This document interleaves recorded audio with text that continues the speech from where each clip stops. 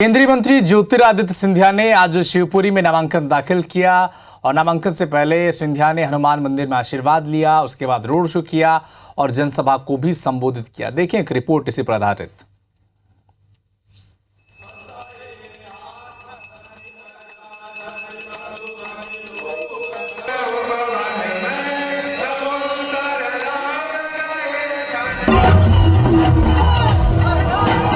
चौबीस किरण में ये सियासी अंदाज है केंद्रीय मंत्री ज्योतिरादित्य सिंधिया का।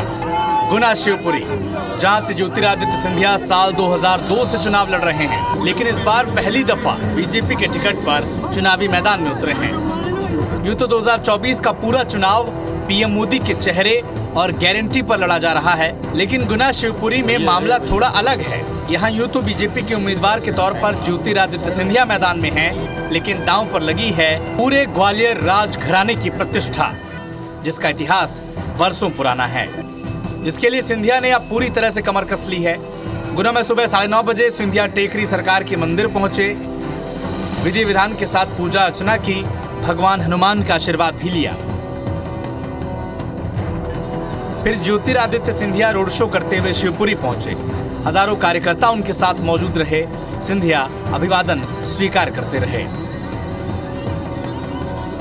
शिवपुरी में सीएम डॉक्टर मोहन यादव, पूर्व मुख्यमंत्री शिवराज सिंह चौहान और वीडी शर्मा की मौजूदगी में सिंधिया ने अपना नामांकन दाखिल किया। और इसके बाद बारी थी सिंधिया के शक्ति प्रदर्शन की, जिसमें सीएम मोहन यादव के साथ पूर्व मुख्यमंत्री शिवराज सिंह चौहान, प्रदेश अध्यक्ष वीडी शर्मा उनके साथ मंच पर मौजूद रहे और सिंधिया की प्रचंड जीत का दावा भी किया। श्रीमान ज्योतिरादित्य सिंधिया जी का जिस प्रकार से जनता ने पलक पावड़े बिछा के स्वागत किया है, ये अपने आप में इस बात का एहसास करा रहा है कि हमारी जीत कितने अच्छे ढंग से होने वाली है। भारतीय जनता पार्टी इस बार नए रिकॉर्ड बनाकर जीतेगी।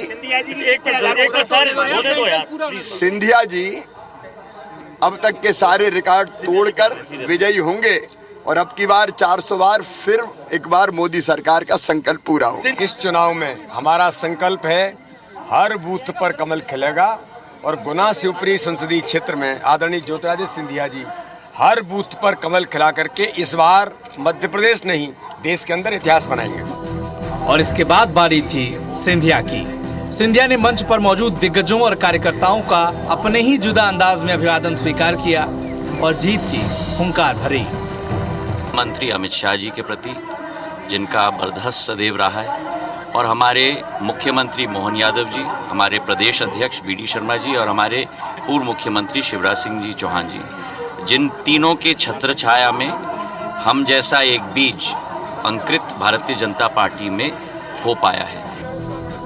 सिंधिया पहली बार बीजेपी के टिकट पर कोई लोकसभा चुनाव लड़ रहे हैं। दरअसल साल 2019 में ज्योतिरादित्य सिंधिया गुना से कांग्रेस के टिकट पर चुनाव हार गए थे। फिर कमलनाथ के साथ उनकी सियासी पटरी बैठ नहीं पाई।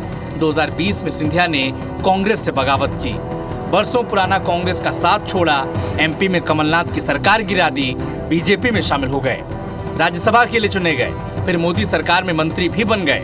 लेकिन अब बैकडोर से नहीं, मेन डोर से यानी लोकसभा से संसद में एंट्री की तैयारी हो चुकी है। तो प्रचार का शोर, जनसभा की भीड़, इन सब की इंटेंसिटी को देखकर लगता है कि गुना शिवपुरी में सवाल अब बीजेपी की जीत और हार से ज्यादा सिंधिया का है। Bureau report, IBC 24।